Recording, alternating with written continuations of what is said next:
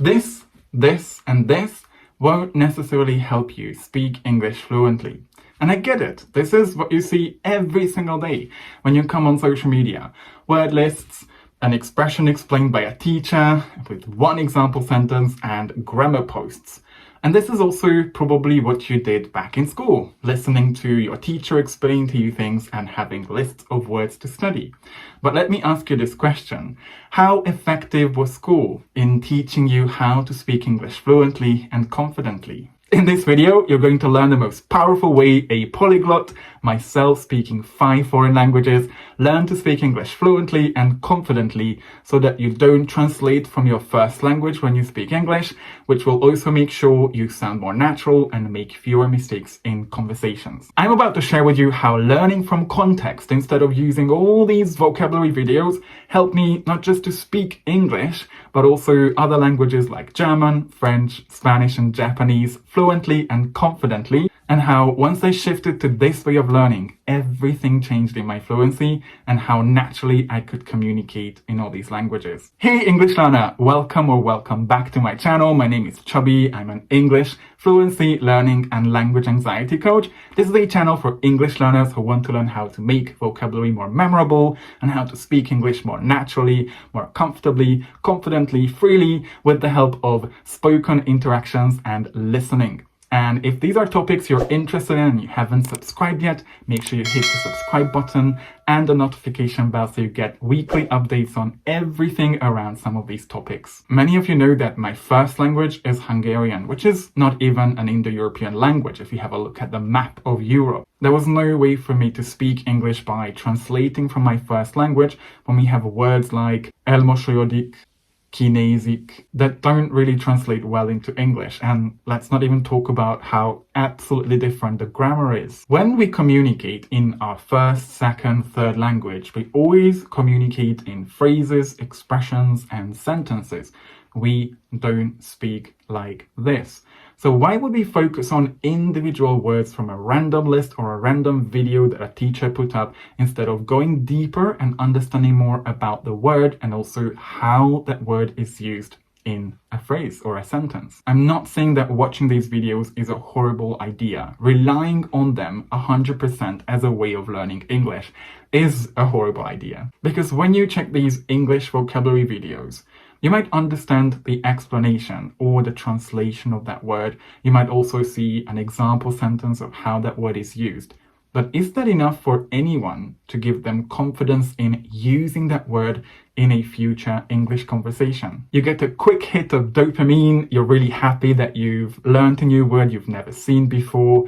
You might understand the explanation. But what happens in a few days or in a few months when you actually need to use that word in a conversation? Because if you only have information about the word, like the explanation, the translation of it, maybe you have seen that one example sentence, it's simply not enough information to know how to use that word. How to use a word includes things like what preposition we use after it, whether it's formal or informal, what the word actually means in a conversation, and so on. And if you don't know how to use a word, you won't use it. Morgan Scott Peck in The Road Less Traveled says, delaying gratification is the process of scheduling the pain and pleasure of life in such a way as to enhance the pleasure by meeting and experiencing pain first and getting it over with. It is the only decent way to live. Delaying gratification in this case means looking at learning vocabulary as a process. The more I read, listen to, the more I see vocabulary, the more information I collect about how to use that word, and the more likely I'm able to use that in a conversation. One of the most effective ways you can learn to speak English fluently and confidently so that you don't translate from your first language, you make much fewer mistakes, and you connect your ideas so much more easily is through something you read, listen to, or watch in English. Your brain is extremely good at recognizing and learning from patterns of the language.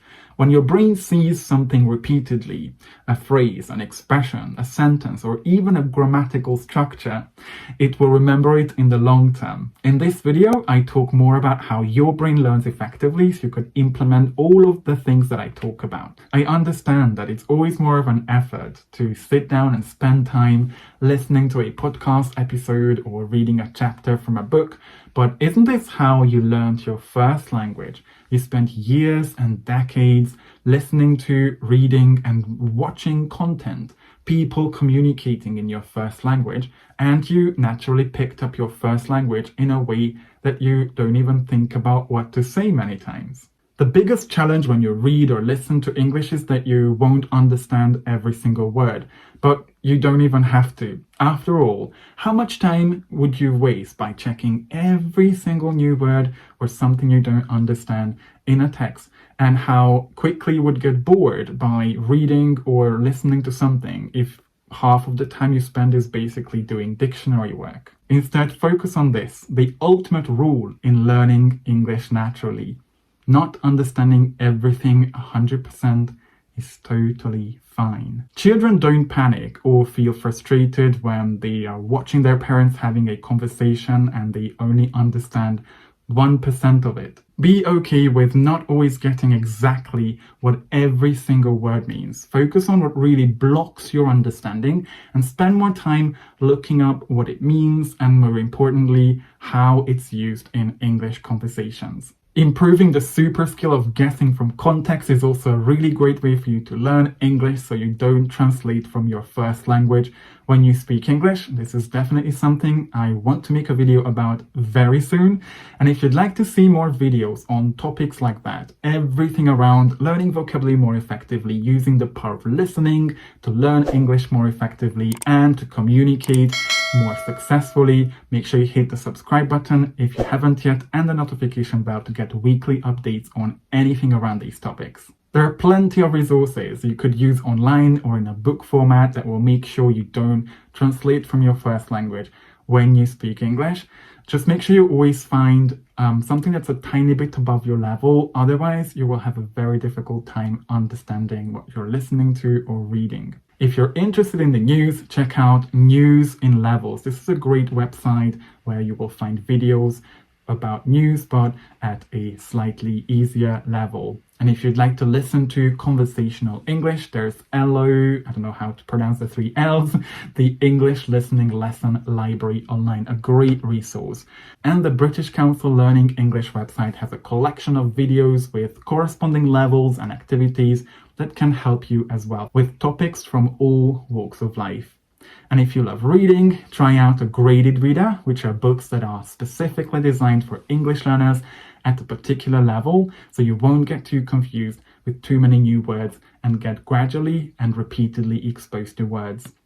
My personal favorite series is the Oxford Bookworms Library series, short chapters, engaging stories, and useful vocabulary in each of the over 270 titles. The important part of learning from context, if you want to use what you're learning later on when you speak, is pay as much attention to what you're reading, what you're watching, what you're listening to as you can. It's okay to enjoy the books, the series, the movies, the videos you're watching, but it's also important for us to pay special attention to things we want to learn from all those resources. You will gain a lot of passive and a bit of active vocabulary just by trusting the process of how your brain naturally learns languages through reading and listening. But if you want to make sure you get something out of what you're reading or listening to, it's important for you to take notes in your notebook by hand, very important, or take notes on a flashcard that later you could use for reviewing and repetition, so that you can remember some of these expressions and start using them in a future conversation. Whenever I watch an episode of a series, my strategy is always focusing on learning 3 expressions from each and every episode. And if I'm reading a book, I always focus on learning 1 phrase or sentence from each page, so I make sure I don't get overwhelmed, but I also learn something from what I'm reading or listening to that I could use later on in a conversation. Just make sure you do a bit of research on some of the vocabulary you want to focus on and remember in the long term, using some of the resources you could see all around me. These are things I always talk about. You could find their websites in the description below to make sure that those expressions will actually stick in the long term. And then E's directive, use your memory of how the expression was used in the context, in the story that you listened to, that you read, as a way to remember it whenever you need it in a conversation. This strategy helped me all the time stop hesitating and always find the right words to express myself. And I'm sure this strategy will also make sure you don't translate from your first language when you speak English.